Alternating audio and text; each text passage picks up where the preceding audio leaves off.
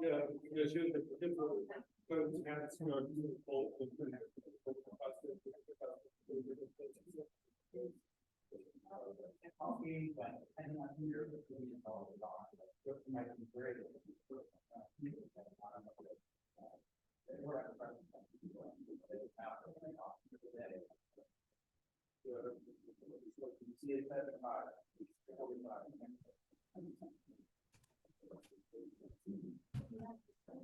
Yeah.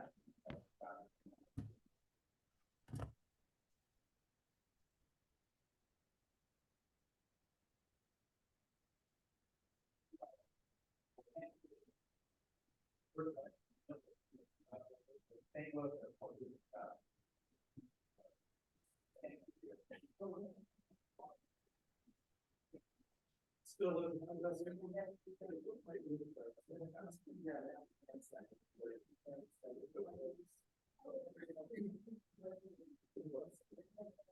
he was telling me something about originally it was how the space. Yeah, before the airport,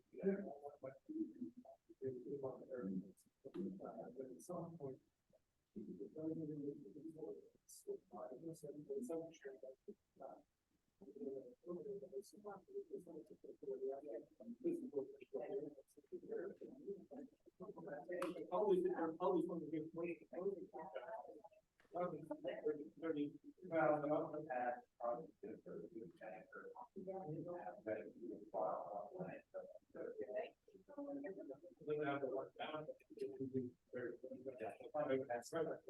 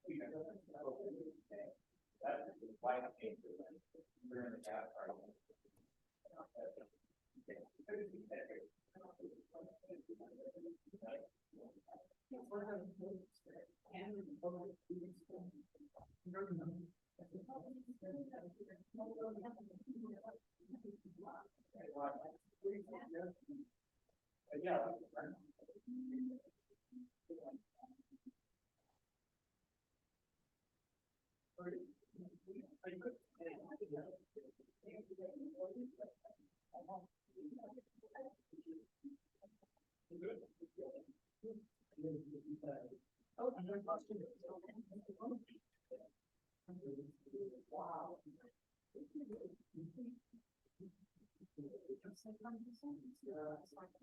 Yeah.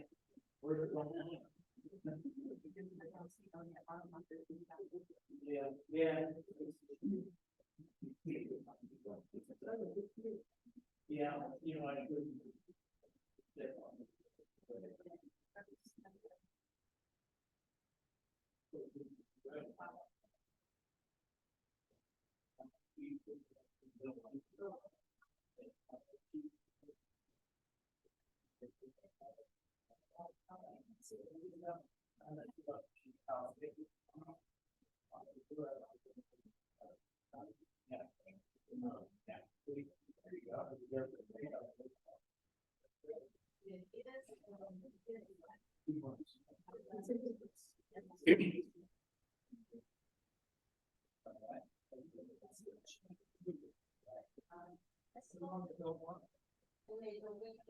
She did that.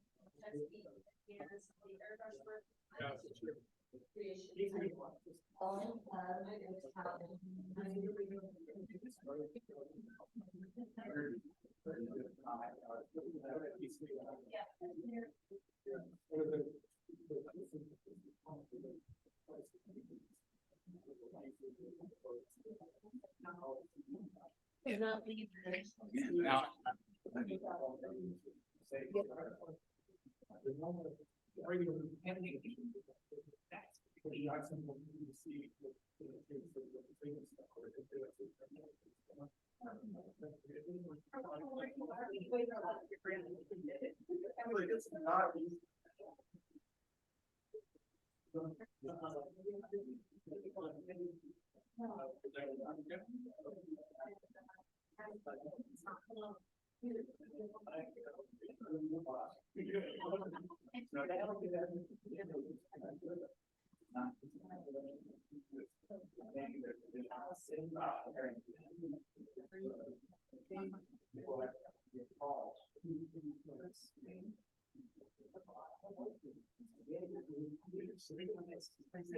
Still have that knowledge.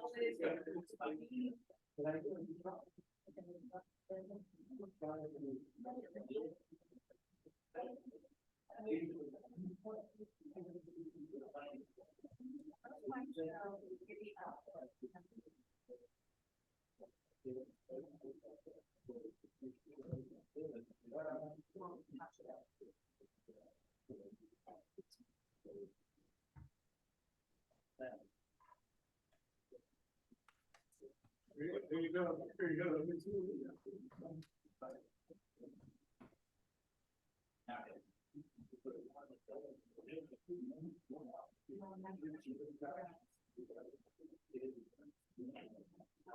Yeah.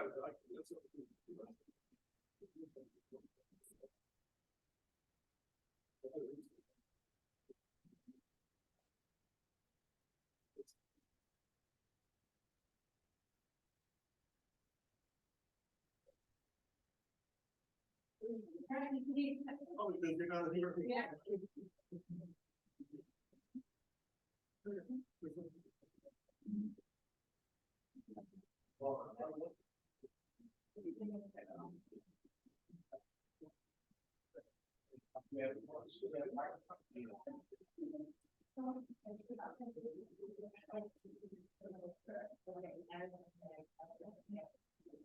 Good afternoon, good evening. We're going to go ahead and get started in a minute as Zoom continues to have a mind of its own, even though it works every other time. It's not wanting to show the slideshow on the Zoom screen.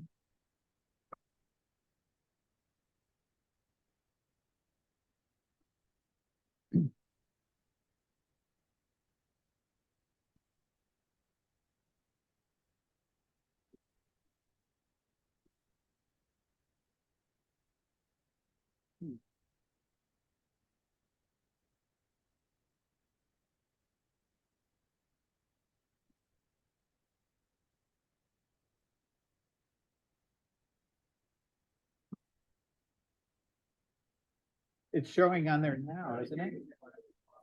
It's showing the presenter view on there now, looks like, right?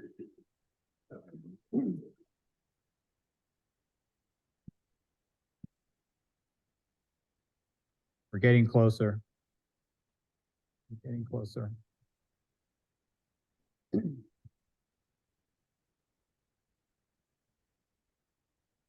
what it says here.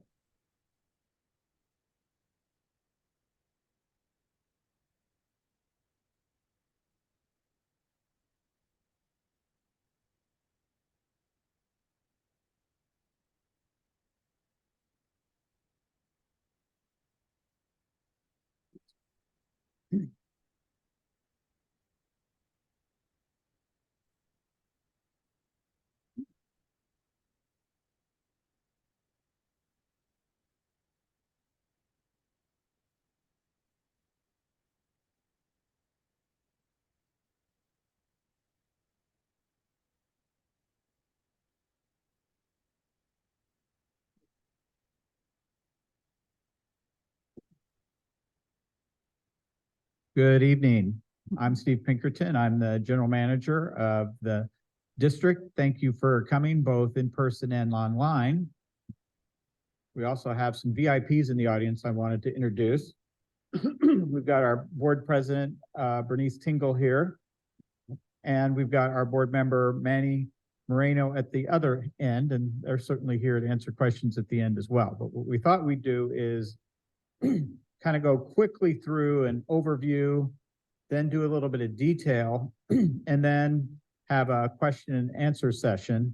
And what we've found when we do these as hybrid meetings is we want to make sure that We give equal credence to the questions from the audience and from Zoom. And so what we do is we request that the folks who are on Zoom to submit their questions in the chat. And at the end of the presentation, we'll go through all the questions and answer the questions. They'll transcribe the questions from the chat. If you have questions in the audience, we don't want it to turn into just a back and forth with the audience. So we have comment cards over here on the table and pens. And so if you have a question, go ahead and write it on the comment card and just bring it up here. And we'll combine that with the questions from the chat. And then we'll go through all those at once. And that way, if there's 10 of the same question, we don't have to go through it 10 times, but we can shift through those in the in the comments cards. So in any case, then, so we'll go ahead and get started. If you have any questions again, just you can grab a comment card and a pen. And then once we're done with all the written comments, we can wrap up. And then for anybody who's here, we can have additional dialogue if you have more questions. One of the things we're doing at this first meeting is trying to get a better idea of what the key questions people have may be, and what we can do after tonight to make sure that if we haven't answered things to people's expectations, or if there's other things they want to learn more about, we want to hear that as well. So tonight we're going to give you what we think to date based on the feedback we've had. What are the questions people want answered? But we're hoping through this dialogue this evening, we'll get a determination of what additional information that we need to present at these meetings, and what are the questions we're hearing the most of from the people who are participating, so that when we do additional meetings and when we do mailers to the public, we'll know what are the questions that seem to be most top of mind for people. So you're kind of our test market tonight to find out what sort of things are going to be most important for us to communicate through this process. So I'm going to give you kind of a brief overview of a whole number of different things, and then we'll get into some of the details about the incorporation. So we'll just go real quickly through this part, is just to note that this entire process started back in the late 80s and the early 90s, when the landowner worked with the County Board of Supervisors to plan and create the community of Mountain House. You can keep going. Interestingly enough, if you look very closely at that map, originally the majority of the land that was purchased was over in Alameda County, with the thought process being folks would get off at the Altamont exit and follow the old Altamont Road along Mountain House Creek, and the majority of the property owners would be right off of the Altamont interchange. But Alameda County basically said no to any development. And so the focus of the development all ended up on the San Joaquin County side of the equation.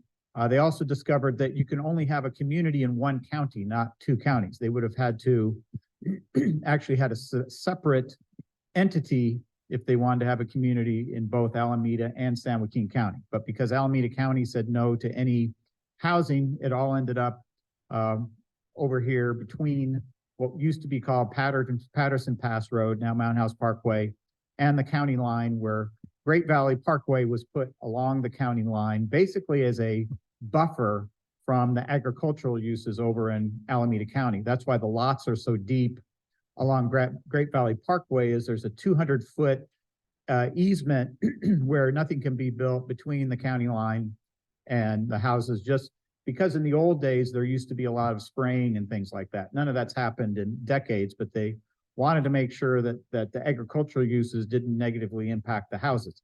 It's the same reason you had some mostly commercial development along Mountain House Parkway, because 30 years ago, there still used to be aerial spraying. So that's your trivia for the day. I'll try not to do too much more. So Mountain House was approved by the county for further planning on a 3-2 vote back in 1993. And we've got all the headlines here. Back when the first thing folks did in the morning was open the newspaper. You can keep going just quickly through these. It was big news both in San Joaquin County and in Alameda County. And then I think 2 weeks after I got to San Joaquin County, they had kind of an official vote on the EIR and some of the other certifications that they had to do to establish Mountain House as a community. And then after about 7 more years of figuring out financially how to make it work, this is around Memorial Day 2001, where they broke ground over in Whipland, probably right by Bernice's house there, over on the first projects. The district was set up as you know, as a community services district, and we were also given, as certain community service districts are, the power of also enforcing the master restrictions, along with a number of other powers. Essentially, most of the powers that a city would have, including fire and police and things of that nature, but land use and certain types of police powers are reserved only for cities and counties. So essentially, all the powers that could be given to a non-city or county were given to us through special legislation, along with the ability to enforce master restrictions as well. Keep going. And they put together a very detailed financing plan, but the basic theme was all costs had to be fronted by the developer. The counties didn't want this to cost them anything. And if you want to hear about that in much more detail, you can go to our MHCSD, well, you go to YouTube and type in MHCSD communications, and there's a presentation there called Mountain House 101 that gets into much more detail about how Mountain House was financed. And there's a number of other, I think, good presentations on there as well. If you're interested about some of the different projects we've done, the park planning, things of that nature is also at that YouTube page. So go ahead. And so just to note, so over the last 20 years since the groundbreaking, 22 years since the groundbreaking, you know, we've gone up to almost 30,000 people. We were about 10,000 at the 2010 census. We've completed, let's see, 1, 2, 3, 4, 5, 6.5 neighborhoods of the 12 at this point in time. And this building was built in 2020, our town hall and library complex. We're about to go north of Byron, and the bridge to nowhere will be going somewhere soon. We're working on expanding Central Park, and we're about to finish with the developers the completion of the expansion of our wastewater treatment plant, which should cover all the waste treatment for the balance and the remainder of all the development within the community. So back about 2015 is when the board of directors thought it would be a good time to investigate incorporation and the pros and cons of whether or not we wanted to go from a special district to a city. Next slide. There was an ad hoc committee appointed back during that time. And about 2020, 2021, based on all the feedback and research done to date, the process began with the county. And it's really a fiscal process more than anything else to see whether or not, if the district were to transition to a city, whether or not it would be fiscally healthy. And so that's a lot of what's happened the last couple of years. And again, I'm not going into the gory details, but it's basically a way of finding out whether or not, as a city, we can pay for ourselves. Next slide. And beyond some of these basic nuts and bolts things, you know, the main reasons that communities look to incorporate is additional local control, particularly over land use that you don't have when you're a special district. As a special district, we do not sit on any of our board members do not sit on any of the regional boards. Most importantly, what's called the Council of Governments, which determines where all the transportation money goes. We do have a seat on the Valley Link Board of Directors, but we do not have a seat at the table when there's tens of millions of dollars being allocated countywide, whether it's state, federal, or countywide money that goes to road improvements, to bus service, those types of things. As a non-city, we do not have a vote on that at this point in time. And the money that would be coming to us as a city goes to the county, and the county doesn't necessarily have to spend that money in Mountain House. In fact, they never spend that money in Mountain House. It goes everywhere else, but locally. It also allows us to consider other fees and services, and we can talk about that in more detail. And it allows us to directly apply for federal and state money beyond the money I talked about with the Council of Governments. For example, by mistake, they gave us money for some work we want to do over on Great Valley Parkway, and now they're having to rewrite it because they said, oh, I forgot, you're not a city, so we're going to have to go to the county and run that money through the county to give to you. So there's a lot of money that would be available to us as a city that we don't necessarily get as a special district and a subsidiary in a way of the county. So those are kind of the things that were really driving this consideration. And the fact that when you're of this size, economically, there's probably a better chance that we would be feasible to function as a city versus when we only had 3 neighborhoods. There's a much larger tax base here than there was 2 decades ago, and a lot more of our infrastructure is in place. And it also gives us the opportunity to look at other potential revenue sources as the community may want more services, and the opportunity to do more economic development and things of that nature, depending on what the wishes of the community and a future city council would be. I'll let you in. There we go. So as the city of Mountain House, some of the basic mechanics, and we'll talk about this in a little more detail, is that essentially all the assets and liabilities of the community services district would be transferred to the city of Mountain House. And budgeting wise, we'd be having to do and follow all the same accounting principles and reserve principles and all the financial things we have to do now to make sure that we're fiscally sound. And we continue to do all the services that we do now, all those 18 powers.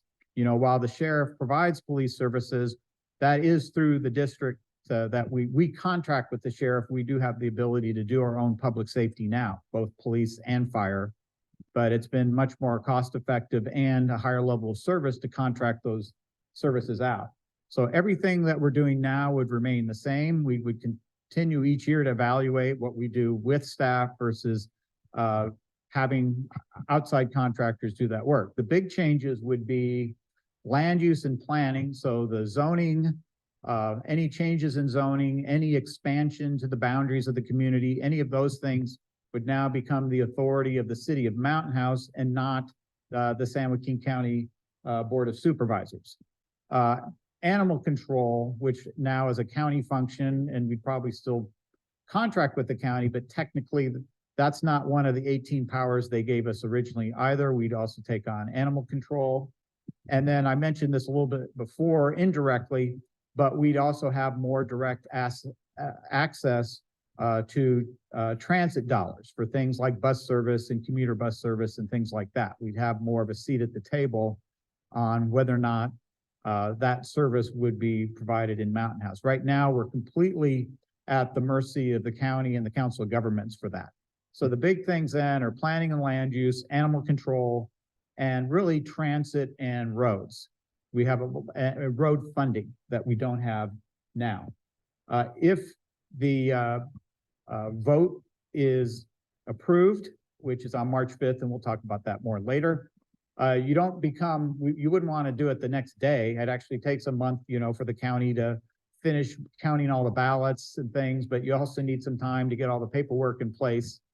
And we do our budgeting on a fiscal year basis beginning July 1. So instead of changing horses right in the middle of the budget season, the effective date would be July 1 of next year, July 1 of 2024. And we probably have some services that would transition with the county, but essentially everything would change over on July 1. They call it document day. And the new city council would have a stack of documents like this, putting all the ordinances in place and all the procedures, a lot of things then that you could go back and consider later, but you have to, everything that you need to do as a city, you have to adopt that first day. So you need about 3-4 months after the election to make sure you're ready with all of those things.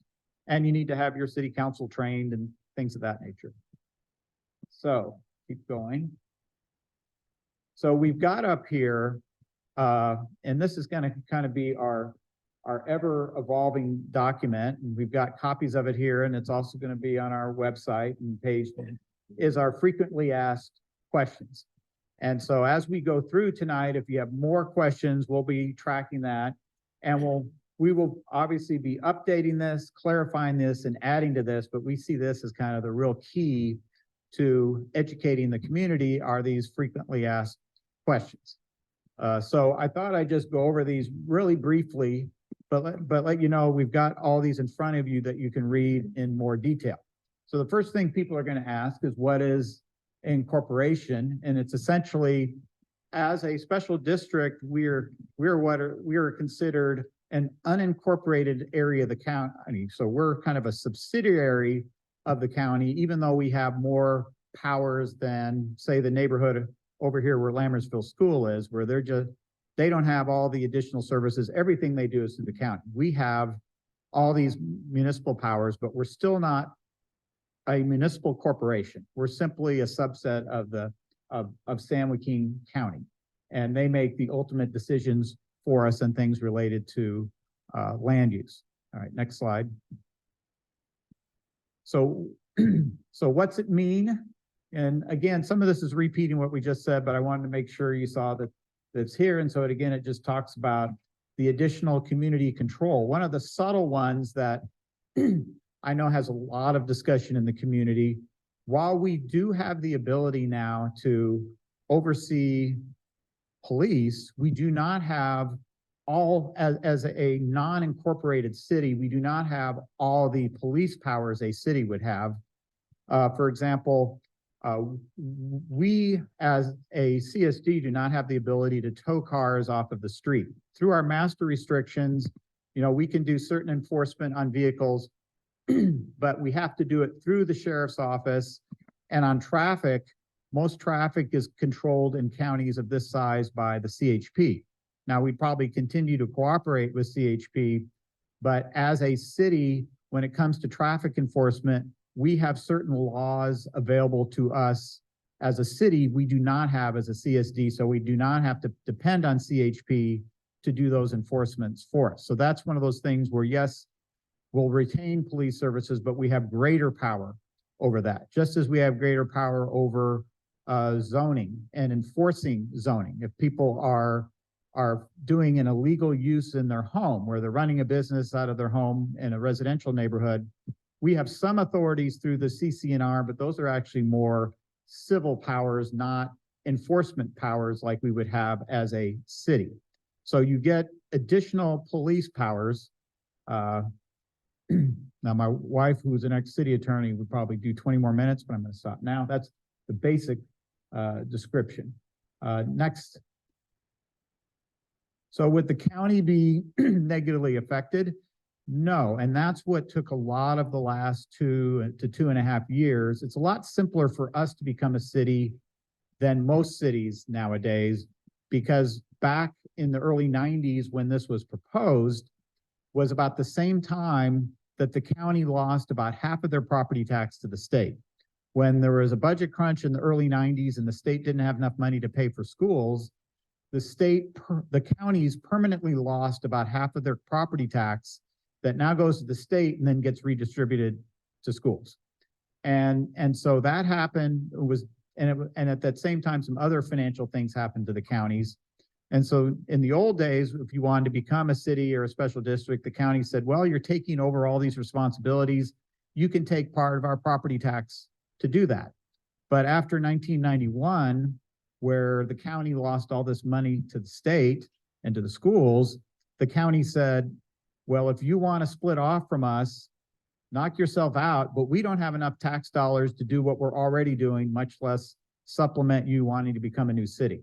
So in most cases, it's very difficult for a unincorporated to become a city now because there's not enough property tax available for them to pay for their services.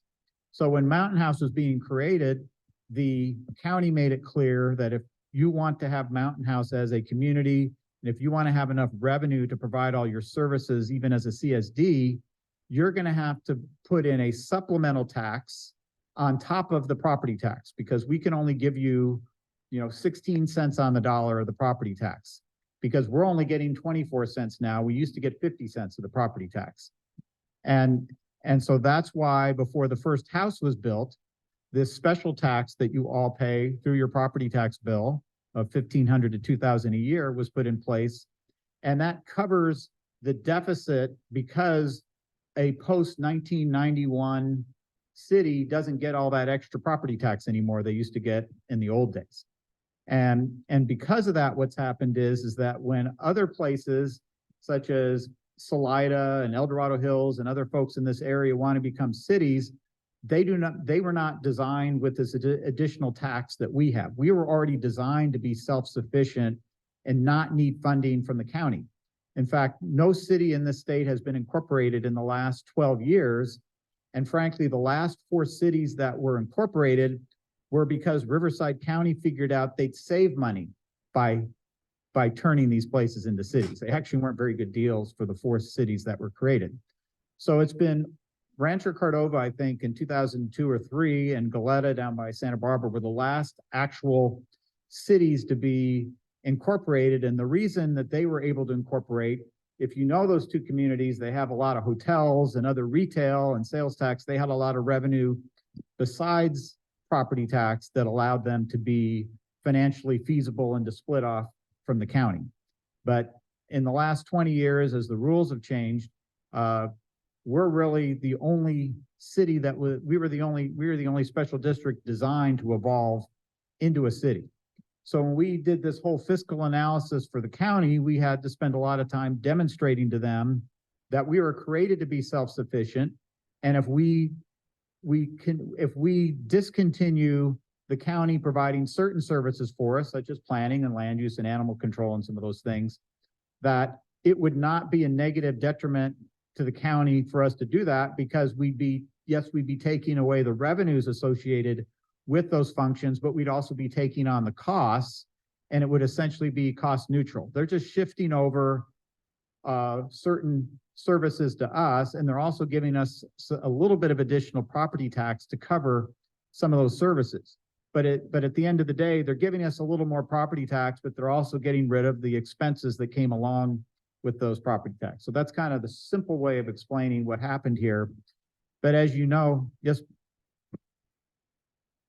Yeah, I was going to hold questions to the end, but I know there's a lot of questions on that, but that's the basic thing, is that whether we're doing the service or the county, we have the same revenue available on those services that the county has. So next slide. So next steps, March 5th is the election date. We've been through this whole process.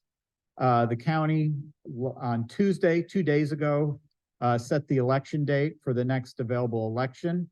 This was the last possible date they could do it, because the filing periods start next week for getting everything set up for the next election. So Tuesday, they adopted the resolution saying, okay, let's put the technical term is the reorganization of Mountain House, meaning now instead of us being part of the county, we're our own city. So they call that a reorganization of the paperwork, essentially. So we're incorporating as a city, but the technical term that you'll see on the ballot is we're being reorganized. And so that would go on March 5th, and you're going to have 3 questions on the ballot. The first will be, do you want to reorganize Mountain House or not? The second question will be, who do you want as your elected officials? And you'll select from who you would like to be your mayor, and then you'll be selecting 4 council members. And then the third question will be whether you want to be voting by district or at large in future elections. And we'll talk about that in a little more detail in a second. So let's continue. We already talked about the financially feasible. And by the way, this did not take into account if we get hotels and things of that nature. Hotels are good money makers for cities because of that bed tax we don't have to share. Sales tax, the sales tax you pay, most of that goes to the state. Only 1 cent on that 7 or 8 cents comes to the local municipality. So sales tax is a decent revenue source, but it's not as good as a hotel as far as revenues. But those are some of the other things that we could have once we become a city. Next slide.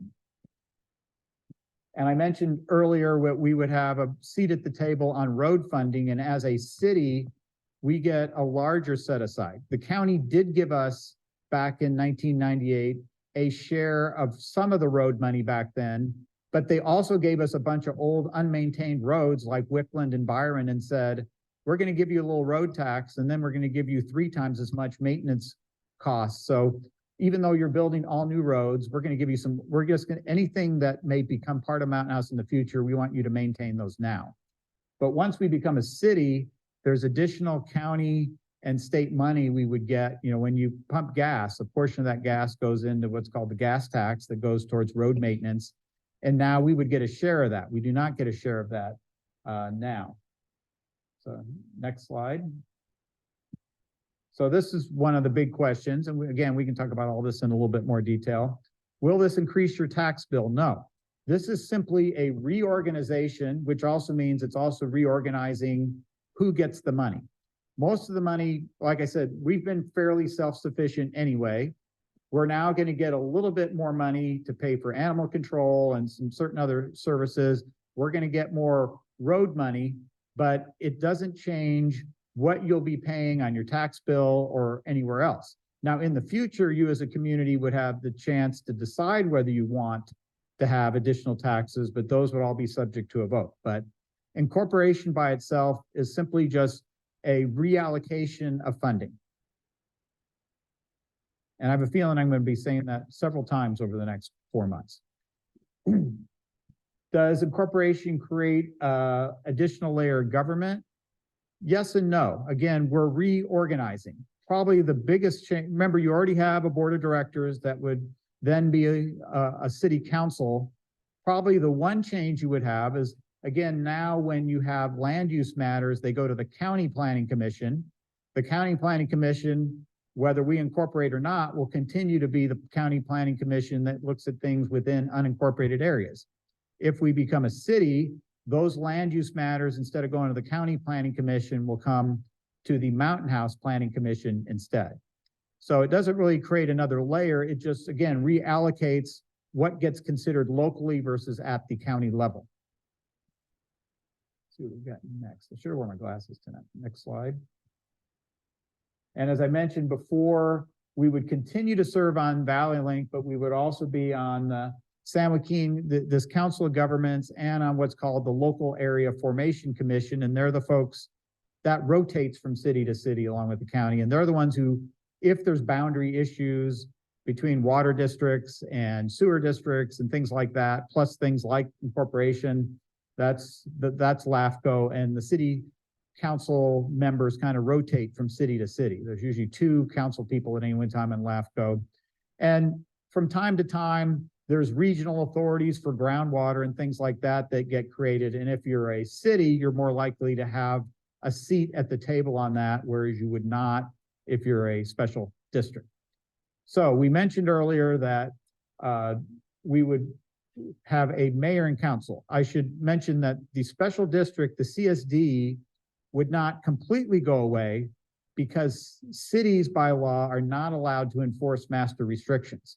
And we did get special legislation at one of 18 CSDs to be able to continue to enforce the master restriction. But what would happen is it would become what's called a subsidiary district, where the city council would essentially also serve as the board of directors for the CSD. And the only thing the CSD would do is master restrictions enforcement. So a small portion of the property tax would go towards this subsidiary district, but it's essentially the city council seated as the CSD that would function in that way. So it's not gonna, it wouldn't be a separate board of any type. Just like when we do our bond financing, technically we have a financing authority, which is right now just the board for that 5-minute meeting seated as the financing authority. So it's one of those things the attorneys require because they're technically separate entities. So what would happen is then again, so the CSD board would be dissolved as of June 30th of this year, of this fiscal year. And on July 1, then the city council would be seated. And that city council would be running for office, as I mentioned, on March 5th. And the way it works in state law is when you're running for any elected office, there is a period of between 88 and 113 days before any election where you're having a city council election. That is the period where you can file for office. And there's a whole detailed process. It's talked about it's in the elections code, and there's a whole process to follow. In the future, the city's clerk would play a role in that election in coordination with the county. But because we're not a city yet, the registrar of voters would be your first step for running for office. We don't have the authority, again, because we're a subsidiary of the county at this point, but once we're a city, then our clerk would play more of a role in the election. But anybody who wants to run now would have to contact the registrar of voters, correct? Yeah, correct. And there's details on all that here. And there's a process that you want to go through. And these would be, the way it's been structured for Mountain House would be a at-large mayor initially, and 4 at-large city council members, and I'll talk about at-large more in a second. The terms would be 4 years. However, because you want to have staggered terms where you don't want everybody coming up at once, there's a process where the 2 lowest vote getters would only serve 2-year terms, and then 2 years from now, those 2 seats would be up again, and then from there on, those would be 4-year seats. But that way, you've got 2 of your 4 council members up every. You're voting on 2 members every 2 years, so that there's always someone coming up for election, but you wouldn't have the risk of an entire turnover at one election that way.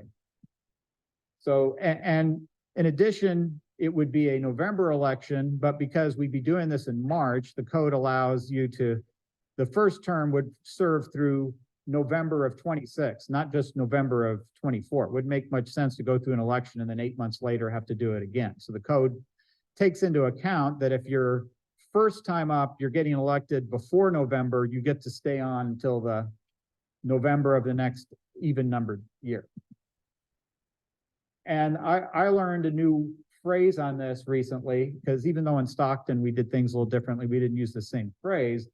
But again, the very first election, council members are elected at large. It means just like it's done with the board of directors now, where it doesn't matter where you live, the 4 people can live on the same block. They can live in 4 different neighborhoods. It's just the top 4 vote getters, and where they live in the community is not relevant to how the votes are counted.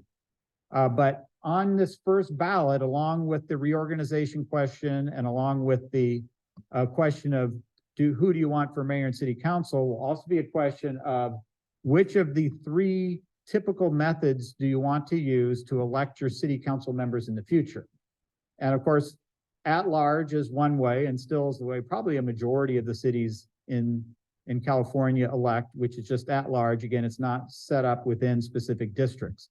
But there's also 2 different ways to elect your members from a district. And so they'll be the ballot will have an option of what's called at large, and then by district. And by district means that the following state law, the first city council would take the 4 council seats and then draw boundaries within the community, splitting the community into 4 quarters. And then you would have 1 council member in each one of these 4 districts of the community.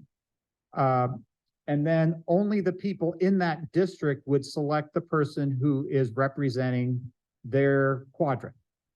But there's also what's called from district, which means that each of the 4 districts have to have a representative, but the entire city would be voting on the representatives from each district, with the theory being that kind of reduces the amount, well, I only want to do things for my district. So while it ensures that each quadrant of the community has a representative, the entire community gets to vote on the representative from each district. So there's both by district and from district. So the ballot's going to say, which way do you want to do it? At large, by district, from district. So that will be the other ballot measure. So in the FAQ, it talks more about the due dates and the deadlines for how the whole election process works. Next slide. And I just mentioned, yes, the master restrictions would continue to be enforced through this subsidiary district. Next slide. And as a city, again, we mentioned that there's now land use and planning that we'd be responsible for. And so the community as a whole would be going through, for the first 3 years of the community, you would just keep the existing master plan. But during that time, you would have to update the master plan into what's called a general plan with a housing element. And all that is so a lot more discussion would be focused at the local level on planning and zoning and housing. So next slide. And so again, all the rest of the services that we do, as noted up here, would remain the same. And then we already mentioned what the new services would be. The boundaries, the boundaries, the master plan boundaries go from the county line to the freeway, to Mountain House Parkway, to Old River. So all that is within our master plan boundaries, but the only portions that would be, and most of that would be in the city. There's certain areas that haven't been annexed by the property owner yet that would not be in our initial boundaries, but when those properties develop, they would not be able to get services unless they then were annexed into the community. But essentially everything but the homes in the old Grant Line Village, everything existing in the community now would be part of the boundaries of the city of Mountain House. And this entire area would be in the planning area of Mountain House, just as it is now. Next slide. And so again, the annexation process, if someone wants to build and they're outside the city boundaries, but within our planning area, they then have to pay an annexation fee to become part of the district. And for people in Grant Line Village, they would continue to get their services from the sheriff and Tracy Rural, just as they do now for police and fire. And their other services would still be covered by the county of San Joaquin.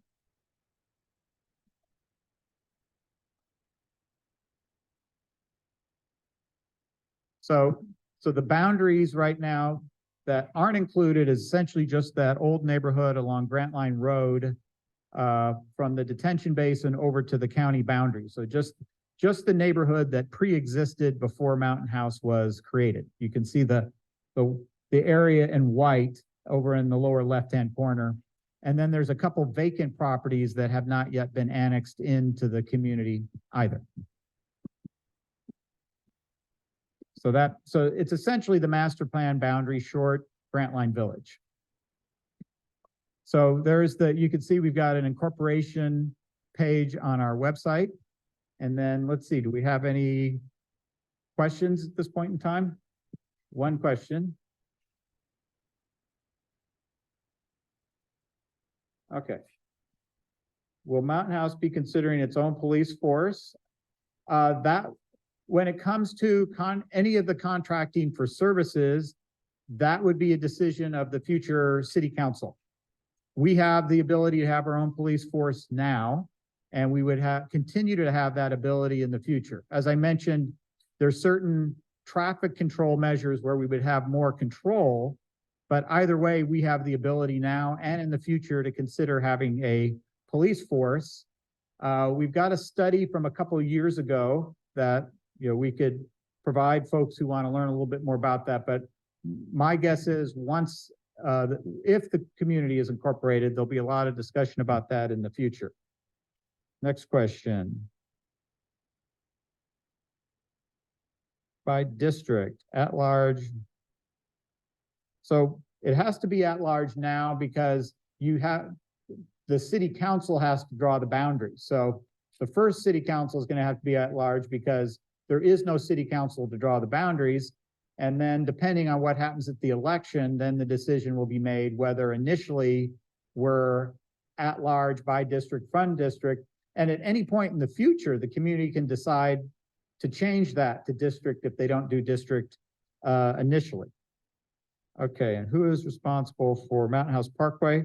Mountain House Parkway is our responsibility now, even though some of it's outside the city limits.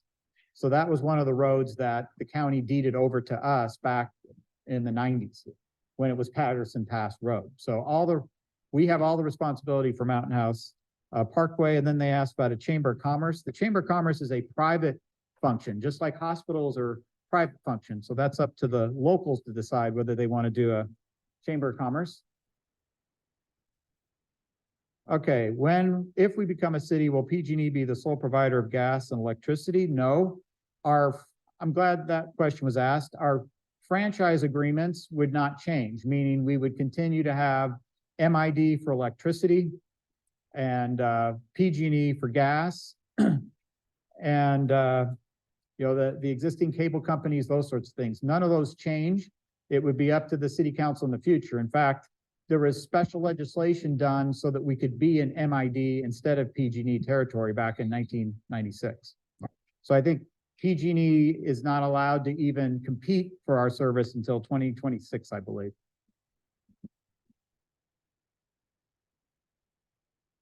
Have salaries been set for mayor and council? State law fixes the salaries for the mayor and council. I think it's $300-400 a month, something like that. But it's set under the salaries are set by the state. Just real quick, a little sideline of that. I've had these questions before, and they're saying, well, how come the Board of Soups make X? How come City of Stockton council makes this much money? The difference is that there's 482 cities in the state. We'd be 483. And about a quarter of those cities are what are called charter cities, where they vote and they create some of their own set of laws. The other 3/4 of the cities are called general law cities, and they have to follow the specific provisions in the government code. And in fact, a lot of the reasons that cities became charter cities 50 and 100 years ago is the government code wasn't as expansive as it is now on things like contracting and labor. So you rarely see a city becoming a charter city nowadays because most of the things that people want to become charter cities for has been added to the state law. But one of the biggest differences for charter cities is they can set their own salaries for city council. They can set how many city council members they have. They can set whether they have a primary and a runoff. There's a lot more flexibility. So the big cities like San Francisco, San Jose, but even a lot of mid-sized older cities like Alameda and Berkeley are charter cities, but most cities in the state are general law. And believe me, it makes life a lot easier because when you're trying to figure out a legal issue and there's 360 other cities with the exact same situation, it's a lot easier to figure out, what the case law is. When you're a charter city, a lot of times you're doing something unique and you expose yourself to a lot more liability, but that's a subject for another day. So can you explain the difference between council members, mayor, and city manager? So, and this is proposed as a city manager form of government, which is what about 98% of cities are. Only in this state, the only cities without a city manager would be Los Angeles and San Diego and Oakland as a city administrator. But all the other cities in the state have a professional city manager who then is hired by a part-time and in some cases full-time city council and mayor. But the council has one employee, and that's the city manager. Sometimes the city attorney in charter cities is also appointed by the city council, but typically the city council has one employee, the city manager, who's responsible for the day-to-day operation of the community, and the city council and mayor set the policies for that. And so this is being recommended in the vote as a city manager council, what's called a council manager form of government. What will be the split of property tax between the city and the county? It's going to change. And again, there's slightly different tax rates, very different, maybe a penny difference between, we have like 3 different taxing districts. South of Grant Line, between Grant Line and Byron, and north of Byron are slightly different tax rate areas that again could be a 5-hour boring discussion. But essentially we're going from about approximately around 16 cents on the dollar right now, which is pretty good actually for a CSD. It's actually more than what Lathrop gets, to 20 cents on the dollar, which is again pretty good for a city. the one resource we do not get, and one of the things that's hurt other cities want to incorporate, is we will not get a share of the vehicle license fee, which will work out to a couple million. We don't get that couple $1 million a year. We're part of a group we're in is trying to lobby to get that any new city should continue to get vehicle license fee. But when the state was doing their kind of weird balancing the budget back in 2005 and 11, again, this would take months to explain, they recharacterized the vehicle license fee in a way that made it harder for any new city to get a share of it. But that's something that we're lobbying on. But we get about 20 cents on the dollar, which is fairly typical and better than a lot of cities. And I have to give credit to the county, because when you add areas to the city, then you have some additional debate with the county over how much of the share you get.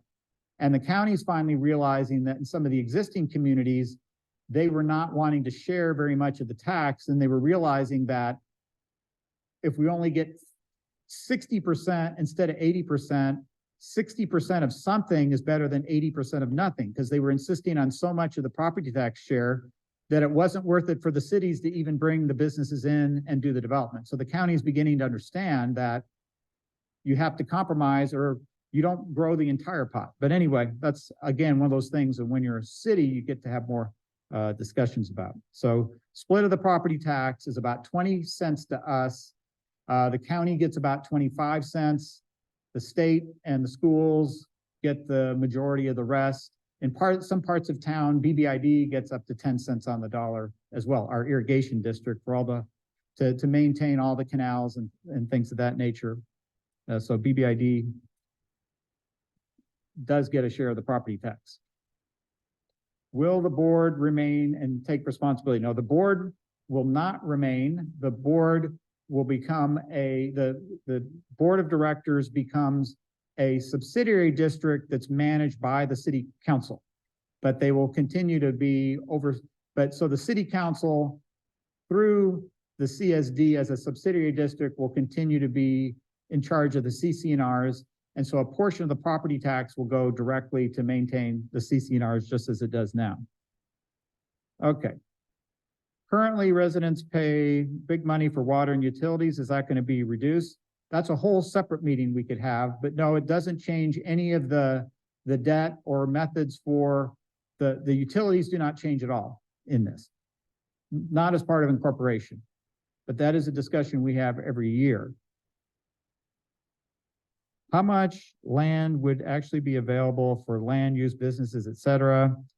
How much land will our city include? Well, the entire area, including Grant Line Village, that's in our planning area, is about 4,800 acres. And I have to look, but probably a good chunk of that, of course, is for residential development and open space. We've done a lot of surveys. Wow, we're getting a lot of questions. We've done a lot of surveys lately as to what our potential commercial demand is. And right now, we probably have about twice as much commercial land zoned as will probably ever be demanded. Be happy to have an offline discussion. I can send you information on some of the work that we've done, but I think we've got more than enough land zoned in each type of land use at this point in time. But that's certainly something that when the general plan, if the city is incorporated, there's about a 3-year process of reassessing all the non-developed land and what the different zones would be at that time. Because again, the city would be taking over land use control from the county. So that's something that will be a big part of local government dialogue, always has to do with local land use. What are the term limits for each position? Term limits would be a decision of a future city. Term limits are not coded in the law for incorporation.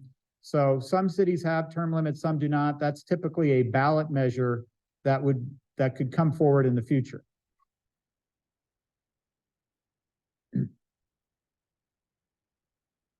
Why mayor for a 4-year term?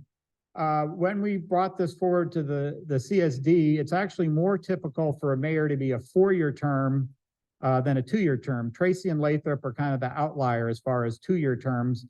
So it was put through as what is more typical across the state. And certainly there's lots of debate which way it should be, but we were going with what was most typical of other communities. You know, while Tracy and Lathrop are 4-year, Stockton's 4-year, Manteca's 4-year, most of the cities with mayors outside of here are 4-year terms. What is required? It's to pass the incorporation vote, it's 50% plus 1. If it's exactly 50%, it fails because that's not a majority.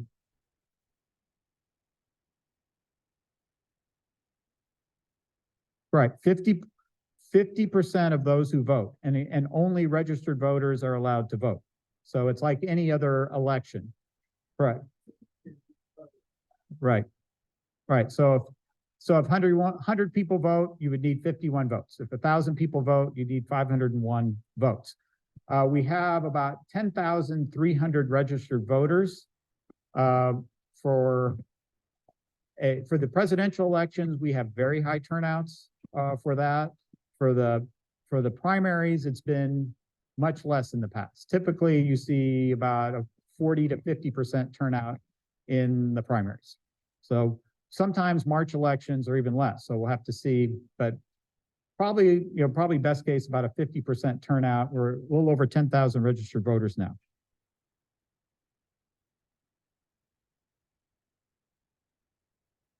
Can people who do not reside in Mountain House run for office? No, you must be a resident of Mountain House to run for office. You have to be eligible to vote in Mountain House to run for office. So you have to live here and be a registered voter. And that's the qualifications both to vote and to run for office. Who takes control of zoning and rezoning? That is the city council. And then the city council will likely delegate some of that authority to a planning commission appointed by the city council. And every city has a different amount they delegate, but typically the final decision on any land use comes to the city council after it's also been reviewed by the planning commission. Just like now, everything goes to the county planning commission and then the board of supervisors makes the final decision. And again, all of it has to be consistent. And even though it's local control, we are subject to the government code and the health and safety code and all the other laws that govern land use. So while you're making the decisions, there is an entire body of law that dictates what you can approve and what you can't. You still have a lot of ability to consider and make decisions, but there's also restrictions in which you do that you'll learn a lot about what's called the builder's remedy and things like that in the future. What will be to approve new business?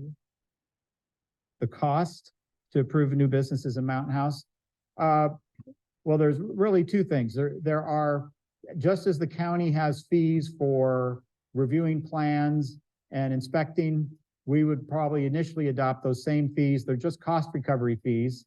And as far as a business license, that'll be a decision of the city council whether they have a business license or not. Would the new business be approved by the city council? Again, it depends on the zoning code. A lot of businesses are what are called, by right versus discretionary. There's some types of uses that if they're in the zone and if you want to build something within that zone, as long as you meet all the requirements of the code, you can start your business. Other things, for example, things that require a liquor license or may have a lot of, pollution or something with them, that often there's a lot more requirements, and those a lot of times do have to go to the planning commission because they have to get what's called a conditional use permit, where they can only function under certain conditions, and that ultimately comes to the city council. Emergency services. Will there be improvement in emergency services, et cetera? Particularly when it comes to ambulance, I think once we're a city, I think it's harder for the ambulance services to pretend that we don't exist like they do now, quite frankly. And so we're already having regular discussions with the ambulance company. The challenge we have is the local emergency management agency is through the county, but even the county supervisors' control over that's somewhat restricted and it's somewhat a creature of the state. But within those restrictions, we're going to do everything we can to make sure Mountain House gets much better coverage than they have now.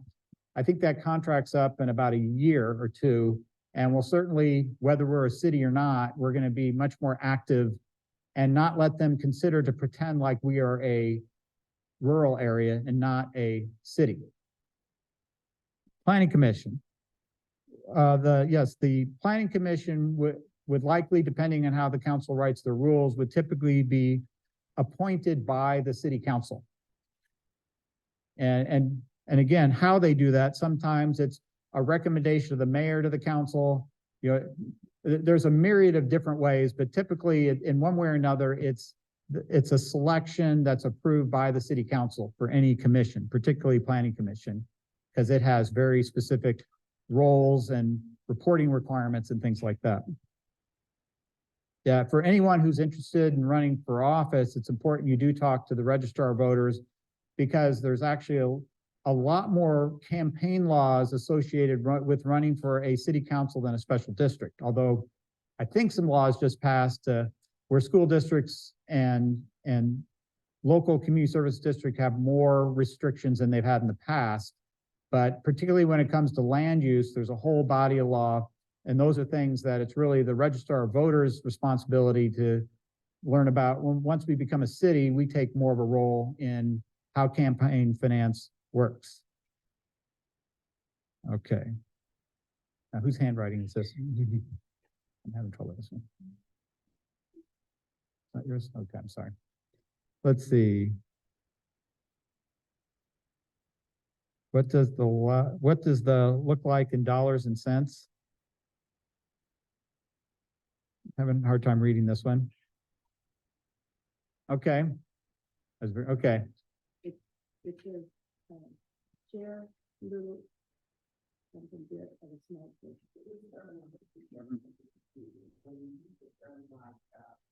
Get a share of a small share. Right.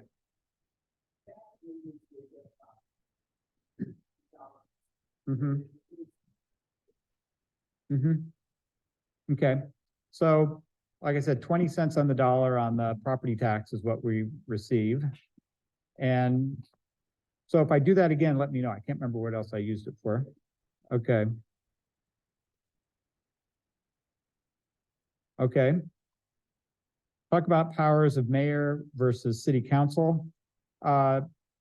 Typically in a mayor council form of a board or a city council, the mayor typically is, and again, the mayor and city council will adopt rules for how they function their meetings, but typically the mayor is the one who is in charge of the agenda and, you know, scheduling the agenda and what's on the meetings and presides over the meetings. Beyond that, it's really up to the mayor and the city council to work through what these are. But in this form of government, you have 5 individuals, 4 council members and a mayor, and you have 5 votes. The difference is there's one person who is presiding over the meeting and working with staff to set up the agenda, but the powers are essentially equivalent otherwise.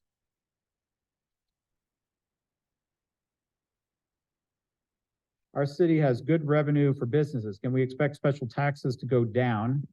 We don't have any revenue from businesses right now, very little, a little bit. Remember that shopping centers don't generate, grocery stores do not generate much sales tax because most of, so for example, a Target the size of a Safeway would generate about $300,000 a year in revenue. A grocery store of that size generates about $60,000 a year in revenue. The gas station probably generates $200,000 or $300,000 at least in revenue. So a gas station generates a lot more than a grocery store when it comes to tax revenue. And so, and again, these will be decisions that the city council will have lots of dialogue about, because as you look at what land uses you're bringing in, you want land uses obviously that will provide service and benefit to the community, but you also have to weigh that against what costs that might bring in. So for example, while a Target, and frankly nowadays Targets don't go in a community this size, they used to, but if you got a Target store or something like that and generated $300,000 a year in sales tax revenue, you might spend 500,000 a year in additional road maintenance and policing and things of that nature. So those are the things you have to look at when you're considering what types of uses you want to bring into the community these days. You know, it varies from use to use, but yeah, the fiscalization of how land uses help the city cash flow is something very important to talk about. As I said, you know, hotels bring in people from the outside. Typically, if it's a well-run hotel, it doesn't require a lot of hotel people don't typically use your parks and things like that unless they're here for a tournament where they're probably paying to rent the fields for a tournament, and they come and go the next day. And yet that the hotel generates, a small hotel would generate, you know, a typical residence inn or courtyard generates as much tax revenue as a Target store, which of course has a lot more volume of activity going on. And remember, with the hotel, 100% of that revenue is being paid for by people out of town. And so, I mean, in San Francisco, if you've ever looked at your bill tax, when you pay for a hotel room in San Francisco, our entire budget will be about $30 million. In San Francisco, I think the hotels alone generate $60 or $70 million a year in revenue to the community. So it just gives you an idea of the different dollars and cents. Will city float any bonds for raising capital? Most likely not. You know, the debts are typically for very specific projects, and you know, we have done some in the past to pay for the utilities and to pay down some of the transportation debt. So we do it from time to time, but typically cities don't do any more debt than they have to. But when it is something that's going to be around 30 to 50 years and it has a revenue source, those are the times where you sometimes look at whether you do any debt. Will Mello-Roos remain? So just quick clarification, what's called a community facilities district is also Mello and Roos were the guys who created what's called community facilities district, which are these special tax districts for new development. So just to clarify, CFD, Mello-Roos, they're the same thing. And in Mountain House, the only Mello-Rooses we have for existing residents right now are through the schools. And I believe most of those are for about 25 to 30 years. So that's part of the school district, which has nothing to do with the city. Now we're looking at potentially doing these types of districts in the future, but they would only be in new areas of the community, not in any existing areas of the community. But yeah, the Mello-Roos districts that are in existence, those are all through the Lammersville Unified. Are there any plans to increase taxes? There are not. Again, that will be the decision of the future community and the future city council, depending on what kind of amenities they would like to have. So again, this is a reorganization. It's not a change, and it's just moving dollars from one entity and moving costs from one entity to another. Any provisions for a dedicated hospital? No. Again, hospitals are not municipal functions these days. I could go into lots of discussions. There used to be, in the olden days, there used to be nonprofits, and sometimes hospital districts were created. I don't think any have been created since the 70s, maybe except in really extreme cases, because the hospital business has unfortunately changed so much. All the hospitals are now through private companies or private nonprofits, and it's really up to them. And again, this is a whole different world, but what's called OSHPD, which is the state agency that puts in all of the requirements for the construction of hospitals, have made them so incredibly expensive that you're seeing continuing consolidation of hospitals and rebuilding of hospitals, but typically they're consolidating into one larger hospital, not adding hospitals because of the extraordinary costs. It's over $2 million per hospital room these days to build a hospital. You know, there's a couple of projects going on up in Sacramento right now that are, you know, in the $500 million range and more, just to replace existing hospital beds. But there's no question that down here in South County, we do not have the access to hospitals and healthcare that we would like. And so we're hoping, it's good news that Sutter has identified a site over in Tracy, kind of to the west of Kimball High School, but I'm not sure when Sutter is going to build a new hospital. But that's probably our most likely hope for a hospital in the future, is going to be over in that western part of Tracy, and the good news is that's fairly close to us. It's not on the wrong side from us.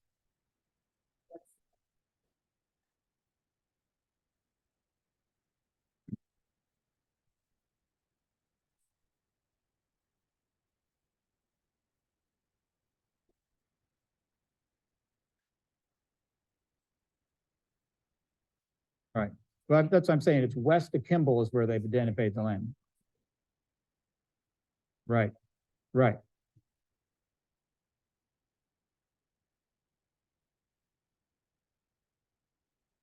Right. And the question is going to be when they spend the $400–500 million. And probably they're going to wait as long as they can. But given the population growth in this part of the county, it's going to have, in fact, when you look at the countywide assessed value, and you look at just this southern part of the county, where if you look just at Lammersville and Tracy High School District, and you look at that bottom quadrant of the county, we're almost 25% of the assessed value of the entire county now. So we're definitely a lot different than when Tracy had 10,000 people, that's for sure. So the assessed value of this area is over $25 billion now. Why not get rid of CC&Rs and put in municipal code? What is advantage of continuing special district? Well, master restrictions cover certain things that really can't be included in your municipal code. But I think when we'll probably have a study session, we may potentially at the next session of this talk a little bit more about what you can do with master restrictions versus what you can do with your planning and zoning codes. But the master restrictions are something that run with the land, and I'm not the attorney, but it's very hard to eliminate master restrictions. It's a whole laborious process. So we're just looking to make sure we can continue to enforce the master restrictions. I mean, in theory, even if 98% of the people wanted to get rid of the master restrictions, there's a small group that could make it very hard for the master restrictions to go away. Any one property owner can enforce the master restrictions. So it's not necessarily a democracy when it comes to master restrictions. And if my phone buzzes, that will be my wife telling me you need to clarify that, but it hasn't buzzed yet. So, who decides what elected officials are placed on ballot for mayor and council? Anyone who meets the requirements may run. There's no limit on that. So anyone who goes out and files and gets their signatures can run for mayor and city council. The only thing you can't do is run for both. You have to choose one or the other. You can't run for multiple offices, only one at a time. I checked the code on that. So again, this is what's called a manager council form of government. Not, again, the only strong mayor forms of government in California are a couple of the big cities, Los Angeles, San Diego. Even San Jose is not a strong. San Francisco, and San Francisco is actually a city and a county, both, to make it even more confusing. What will be the projected increase for public safety? So the cost of public safety will double, and that money, and that's most of the property tax shift we're going to be getting from the sheriff. Because again, we're going to get additional property tax. We'll also be getting what's called the documentary transfer tax. Do you remember that when you bought your house? They call it the stamp tax or something like that. It's like 55 cents per thousand. Right now, the county gets all that revenue, and we would get that revenue in the future. And between that and those revenues, it offsets the increase in cost. Right now, we only pay for the additional officers. We only pay for the officers who are here each day. We do not pay for the lieutenant or the captain or the sheriff or anyone else within the sheriff's department. We don't pay for the people who fill out the paperwork, none of that. So once we become a city and we're no longer part of the county, we're now responsible for paying for those additional services, just like Lathrop did when they became a city before they had their own police department, which took them about 30 years to decide to do. And so those costs are increasing, but that was a lot of what this financial analysis was to make sure that we weren't negatively impacted by taking on those additional sheriff services. And so that's why we went through this comprehensive fiscal analysis to show that the additional costs we were taking on were offset by the additional revenue we would get by being responsible for 100% of the cost of the sheriff. Would we need a new reserve study for the city? No, we would be transferring over our existing reserve funds, which are in excess of typical city wants to have at least 3 to 6 months in their reserve. We have over 12 months of revenues in reserve, and all that would get transferred over. Will there be an increase in staff, particularly in police? At this point, there would be no change in police staffing. We would just have to pay for more of the staff than we do now.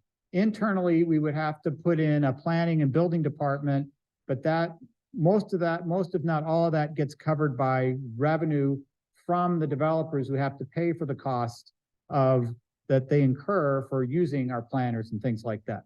But there would be some additional costs related to having, there would be some more dedicated costs related to just the fact that as a city council versus a board, there are more additional responsibilities that the city council has versus a CSD board. So there'd probably be a little bit more staff necessary for the support of the city council. Like right now, we have HR that shares the clerk's role, but the clerk's role becomes much more prominent for a city than it does for a special district. But all that was factored into the fiscal analysis that we did. If we don't know what is the implication we want to be a city in later years, there's no implication, but if it fails, it would be up to the board or the community at some other point in time to reconsider. And to reconsider, then you've got another $250,000 plus in costs. The one good thing if it fails, there is one good thing if it fails financially, and that is if it fails, the county can't charge the city for the cost of the election, which is about $80,000. If the election succeeds, then the county can charge us for that. And one of the things that the county did back in 1993 is normally when we request the initial fiscal study, normally that's the responsibility of the county, but when the county created us, they put right in the original resolution that the CSD would have to pay for the initial study, not the county. So they were checking on that way back then. Do we get a postal service? Again, the post office is a completely separate federal entity. I can't tell you how. In fact, when we were trying to get a hold of them last year, I think President Tingle remembers this, and we're trying to get to the regional manager, and I finally got a hold of this person in Sacramento who now told me that, well, Mountain House is no longer in my region. I go, okay, is it in the San Francisco region? He goes, no, it's now in the Los Angeles region. I mean, so that's the kind of things we deal with, and we're dealing, I'm serious. Are there any amenities that are mandatory for a city to have by law? No, there's no amenities that are required. You do have the requirement of enforcing the laws. That's really the one requirement that you have as a city is to enforce the laws. But there's no requirement for parks or open space or anything like that. Basically just fire and police. And if you run a utility, you have to meet all the codes and make sure the drinking water is safe and that you're discharging properly. So yes, if we incorporate, we do have to pay for the election. That's about $80,000 plus. Can the city council change the master plan? Yes. The city council can change the master plan, but there is a whole process that would have to be followed. And there's no question that, and in fact, the city is mandated in its first 3 years to update the plan into a general plan. Will all current employees' departments remain the same? That's what's proposed, that everyone transitions over to be city employees instead of district employees. So again, with incorporation, yes, the special tax remains. Without the special tax, we would have flunked the financial test. There's no way we could have become a city if we didn't bring the special tax with us. And the Mello-Roos is a function of the school district, not us. And again, the master restrictions, we would keep that as a function of the CSD, and they'd still get that's where I said tiny. They get about 1% of the 20 cents, 1 cent on the dollar would stay with the CSD. for the master restrictions, about $350,000 a year. Is there a second one? Does this end the HOA services? What HOA services? That is a private HOA, nothing to do with the district. So yeah, if you're in Cambridge or if you're in one of the other neighborhoods that has private streets, that's completely governed by the people within that specific homeowners association. Is there a report available public that shows tax generated by business? Actually, we're not allowed to disclose property tax. I'm sorry, not property tax, sales tax.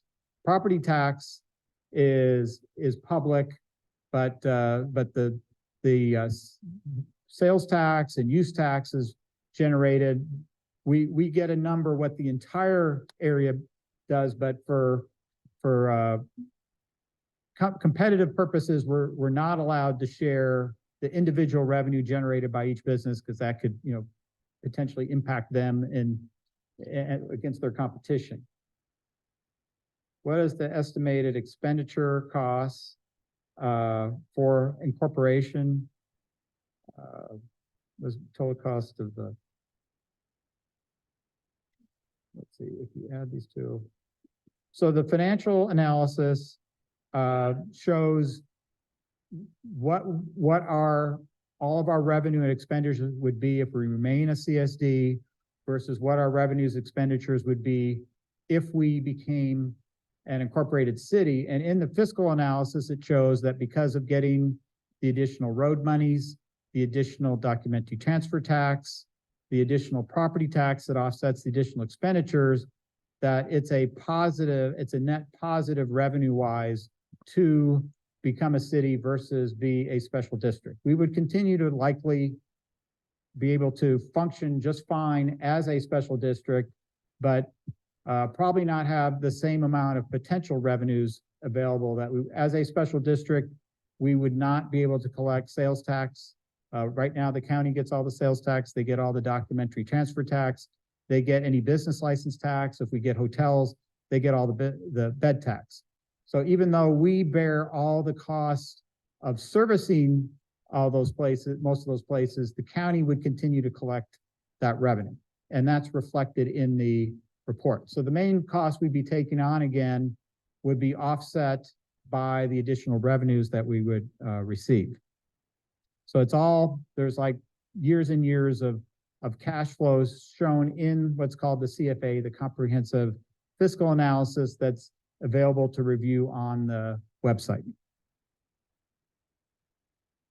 So the study indicates that it would be a net positive, and the reason that seems logical is the fact that we were already set up to be cost neutral to the county. So so the county right now has set it up to where we don't cost the county very much. What they do cost, they would have to give us that revenue plus these additional revenues. If we, take for example, El Dorado Hills is very frustrated because they've got this huge commercial center and they probably generate 2/3 of all the sales tax in the county. So of course the county does not want them to become their own city because the county loves having all that sales tax. In fact, they're about to get a Costco, so the county's doing everything they can to fight them from becoming a municipality. For us, this is a good time to consider it because if we were to get one or two big sales tax generators, then the county might think, gee, why would we want to give this up where not only do they pay for all their services, we still get to capture sales tax, business tax, things like that. 1 cent.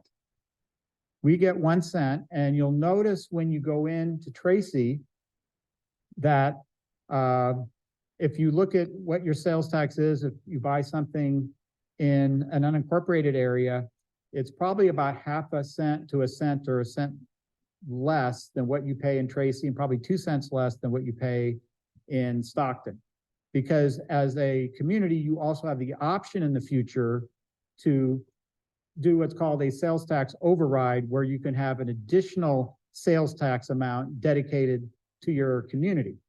And the interesting part about that sales tax override is that not only do you pay that sales tax when you're in Mountain House, but if you go to another community and have something delivered to Mountain House, you pay the Mountain House tax.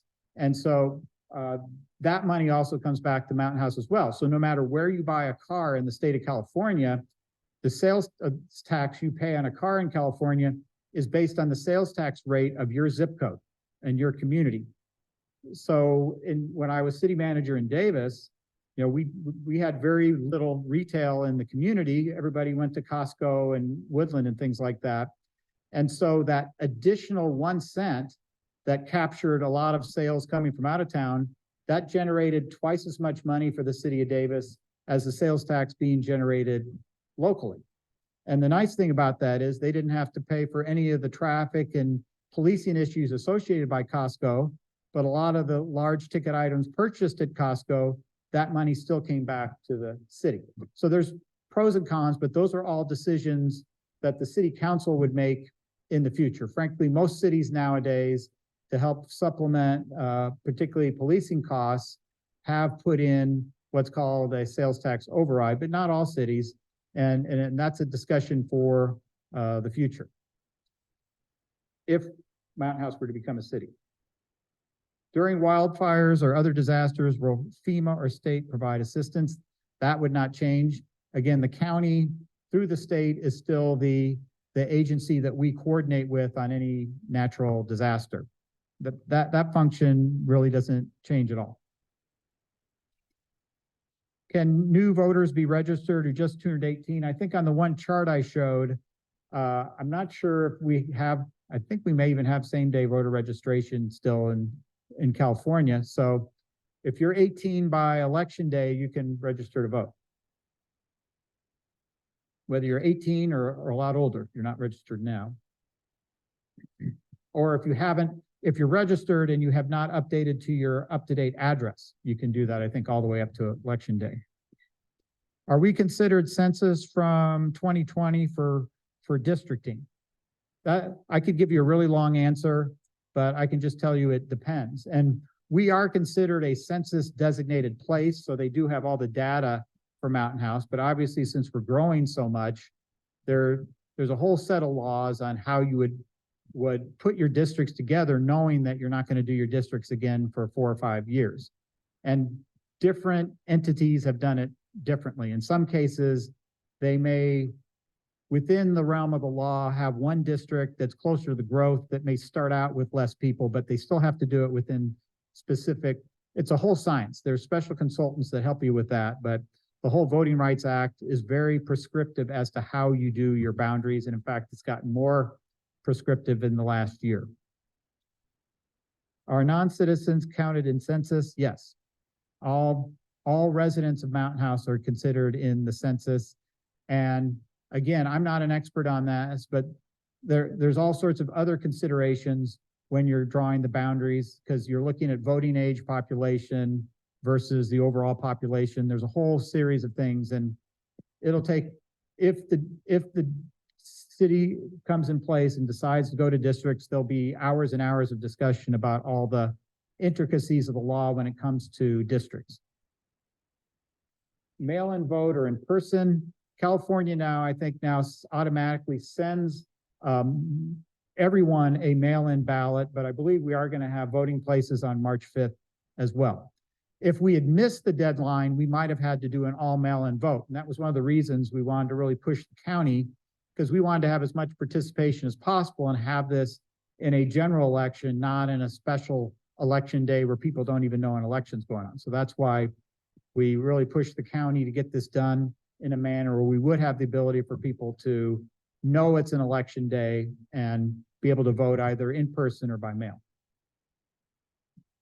Any other questions? Nope. All right, thank you to everybody on Zoom. And we plan on having another session. It's been really helpful. We plan on having another session on the 6th of December, if that's a Wednesday. I believe that's a Wednesday. Do you want to say anything, Bernice? There are a lot of questions that did come in tonight with answers, and will these be typed out or put online with the questions again and the answers where people can go to it that were unable to attend and are on Zoom. So there'll be a focal point for people to go in and check on answers. So everyone is informed and people get out to vote. Because this really is key what he'd said. It's if 2 people voted or 3 people voted, the election can be decided on that. So it's important to get out everyone and vote your choice with informed information. Yes, with each meeting, we'll be updating the FAQs and posting them. The frequently asked questions, we'll be constantly updating that as we get more inquiries. And we'll be doing some mailers in January, February as well to make sure that everybody is aware of what's going on. So thank you very much. We're available.